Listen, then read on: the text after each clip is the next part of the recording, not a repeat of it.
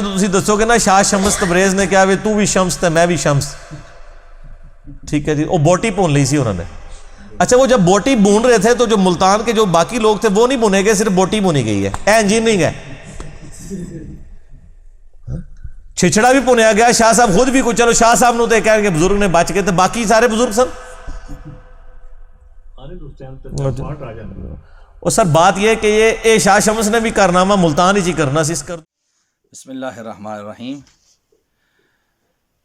Engineer Mirza کرامات کے اوپر جہاں وہ ہوٹنگ کرتا ہے اور ہزل کرتا ہے، مزاح اڑاتا ہے، اس میں سے ایک یہ بھی کہ شاہ شمس تبریز ملتانی ان کے بارے میں کہ جی گوشت کی بوٹی پکائی. ہم برملا کہتے ہیں کہ یہ من گھڑت روایت ہے، اور یہ یاد رکھیے کہ یہ شاہ شمس تبریز وہ نہیں ہیں جو مولانا روم کے پیر و مرشد ہیں. مولانا روم کے مرشد جن کے بارے میں مشہور ہے، زبان زد عام و خاص ہے کہ مولوی ہرگز نہ شد مولائے روم تا غلام شمس تبریز نہ شد.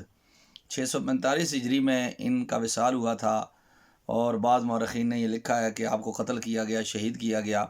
آپ کا مزار کونیا میں ہے.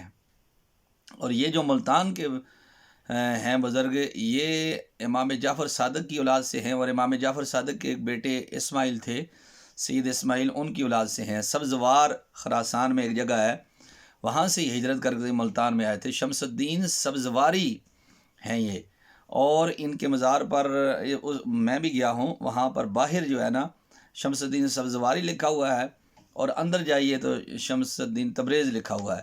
تو لوگ وہاں سے اس شائبے میں مبتلا ہو جاتے ہیں کہ شاید یہی شمس الدین تبریز ہیں، شاہ شمس تبریز ہیں. یہ عقلاً بھی محال ہے جو واقعہ کہ سورج نیچے آ جائے اور گوشت کی بوٹی پکا دی جائے.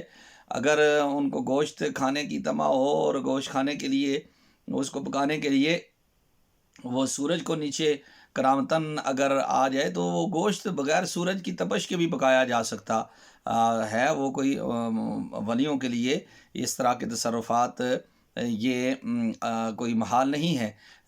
کرامت برحق ہے اور قرآن میں اس کا ذکر ہے، لیکن کرامتوں کا مزاح اڑانا اور یوں کہنا کہ دیکھو جی اس طرح سے بوٹی، تو یہ تو عقلاً بھی ہم اس کا انکار کرتے ہیں کہ نہ ہی یہ شاہ شمس تبریز ہیں. یہ وہ والے بزرگ جو مولانا روم کے پیر و مرشد ہیں.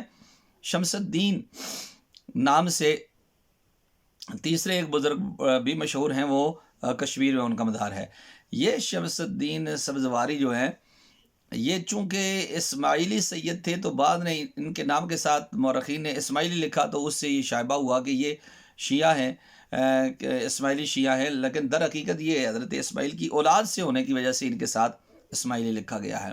لیکن اب تو وہاں پر اثنا عشریہ کا قبضہ ہے، اور وہاں پر وہ وہاں سے تعزیہ بھی نکالتے ہیں.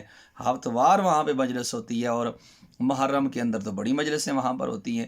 اس لیے یہ جوڑنا اس اہل سنت و جماعت کے ساتھ یہ بالکل درست نہیں ہے. اور یہ کسی مستند محدث نے، کسی مستند شخصیت نے جو اہل سنت کی ممدوح ہو، انہوں نے یہ گوشت کی بوٹی کے سورج کے ساتھ پکائے جانے کی کرامت کا ذکر کیا ہو تو اس کو سامنے لائیے. ہم اس کا انکار کرتے ہیں، یہ عقلاً نقلاً محال ہے. اس لیے یہ کرامت کسی صورت پر بھی قابل تسلیم نہیں ہے کہ اس کو ہم ان کی کرامت کہا جائے، اور نہ ہی یہ وہ شخصیت ہے جن کے بارے میں یہ مشہور ہو گیا ہے. والسلام.